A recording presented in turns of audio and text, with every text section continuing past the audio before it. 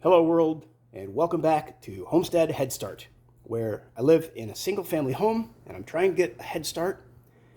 When I turn 65, I want to buy land and build my homestead. Therefore, I'm learning now to garden. I've got some green beans right there in those plastic cups. I've got some bell peppers in here. Some of these are mini bell peppers, which I thought was really interesting. And I'm a kind of weirdo who wants to try experimenting, and I've tried a lot of different things. You can find an enormous, endless quantity of information on YouTube, right?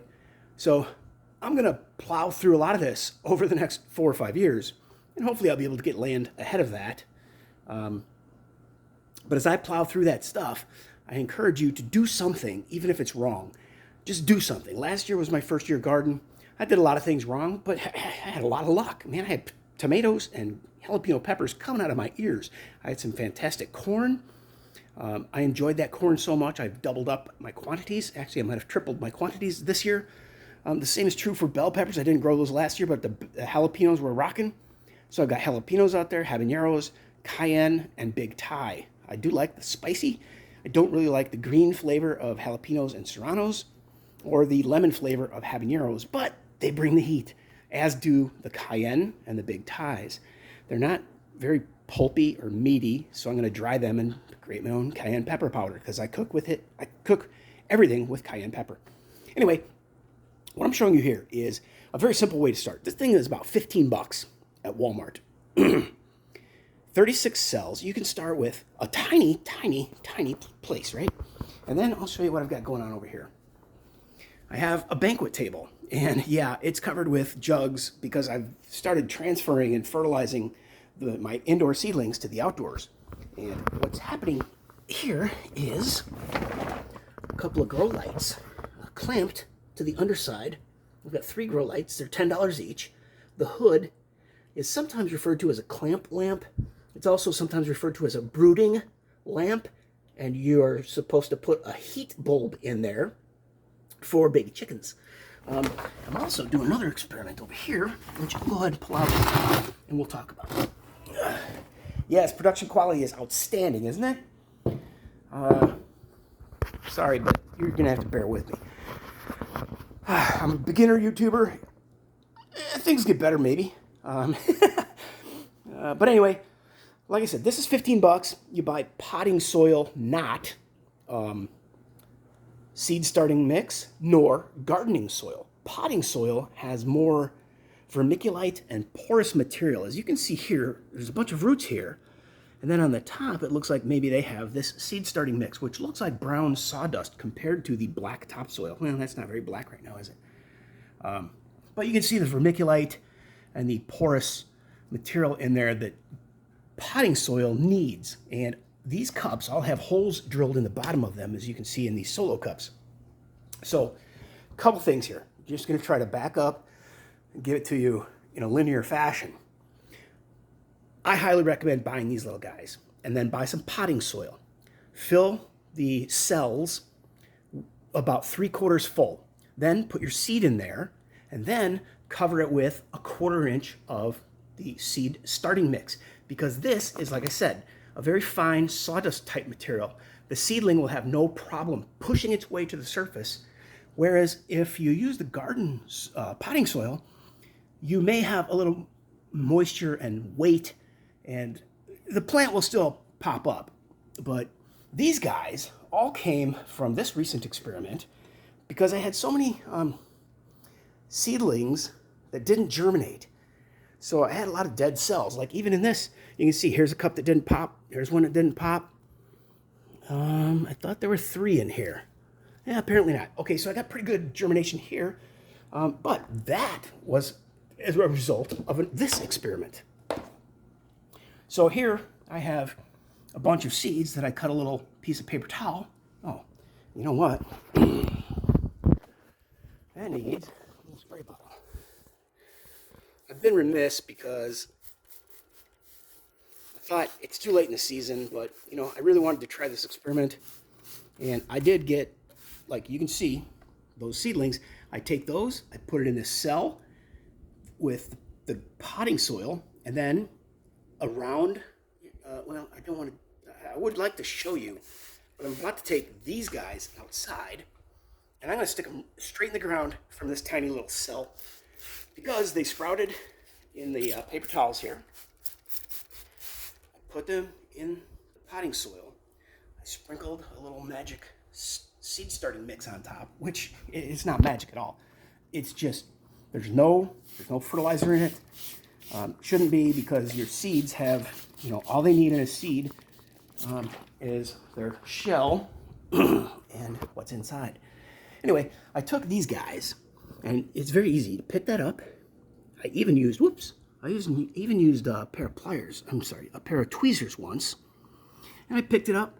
I put it in here. I sprinkled a little sawdust seed starting mix that is fine as sawdust on there, and voila!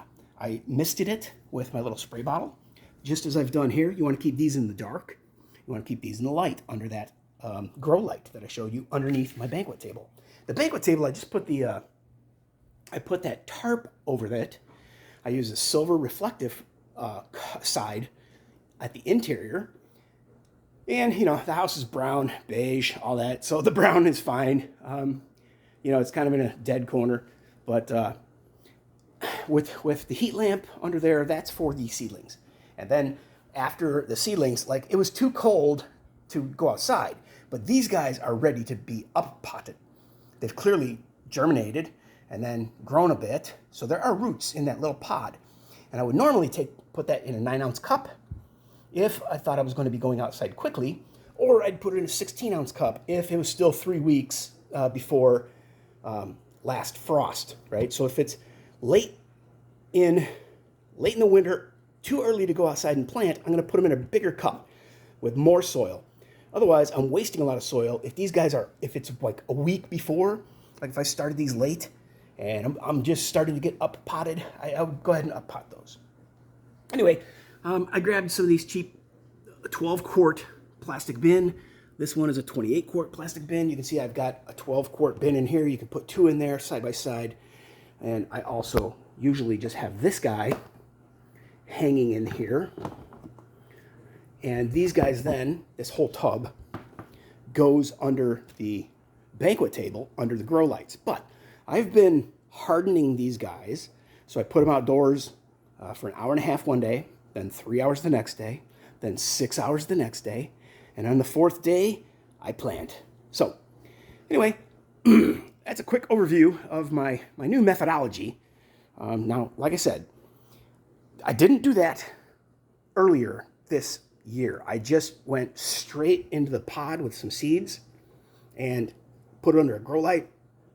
Anything that came up, I moved up into, most of those I moved up into solos because it was going to be a long time still before they went outdoors. But it freed up a bunch of cells for me to plant other plants here that grow at a different ratio, right? So I had some 65-day early girl tomatoes, and I had some 89-day homestead and celebration tomatoes. So after I got my peppers, which really I want them to be as mature as possible before going outside, because we have a very short grow season here. I think I'm zone 4B in South Dakota. My last frost is May 15th. My first frost is September 15th. I think that's 123 days to growing. You can find a neat calculator to figure all that out about where you live at almanac.com. Yes, the Farmer's Almanac, almanac.com. And you'll just poke around, click the links. I can't remember specifically where it's at, but pretty cool. And if you don't find the exact, you're going to find your first and last frost dates there, or last and first. And you might find a listing of how many days to grow. If not, there's another cool calculator. Just search Google for one date to another number of days or something like that. You don't, be careful the ones that say working days between dates, because working days is only going to count 5 days. You want days, 7 days per week between dates. And then you put in a date A, date B, and it tells you how many days your growing season is. And that also, read the seed package, because the seed package is going to tell you at what point you should be planting. Like for my peppers, it was 10 weeks. So that's 2 months, 2.5 months before they go outdoors. That's why I got them germinated in here. and put them in these guys because they were going to be indoors for 2 months, man. And then the tomato plants, these guys were here for about 2 weeks. So then they went into these big boys. And then once the tomato plants came up, I think I put them in these non-ounce cups because they were only going to be inside. Well, they were still going to be inside for 2 months. So maybe I did 2 rounds. Yeah, I have another bin in the garage full of these guys. But anyway, yeah, I know, kind of a long and rambling road, but your journey in gardening is going to be similar. A long and winding road. I really, really, really liked doing this.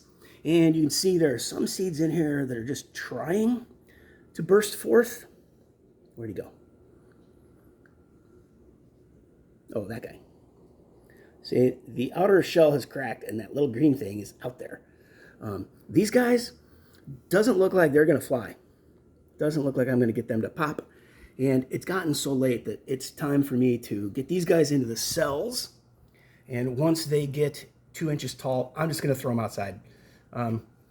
It's beyond, these are 60-day or 65-day maturing bell peppers. And I think the little black seed is maybe broccoli. I don't know. But I believe this is broccoli. And these are also, these are green beans. And then those are bell peppers. So let's see, a 60-day bell pepper. And it's like July 17th, 2023 right now. And we can go till September 15th. So I'm barely going to make 60 days. I might get lucky and we may not get a first frost or first freeze until May 20th or May 30th. You can never, count on Mother Nature 100%, but it's amazing to watch these plants grow and then take them outside. I'll give you an update on the garden tour later today because I'm finally getting busy and it's a weekday. I've taken the day off. My next door neighbors have been doing construction projects on all three sides of me every weekend. So I have neglected to update you on the garden, but that's next. Stay tuned. Bye.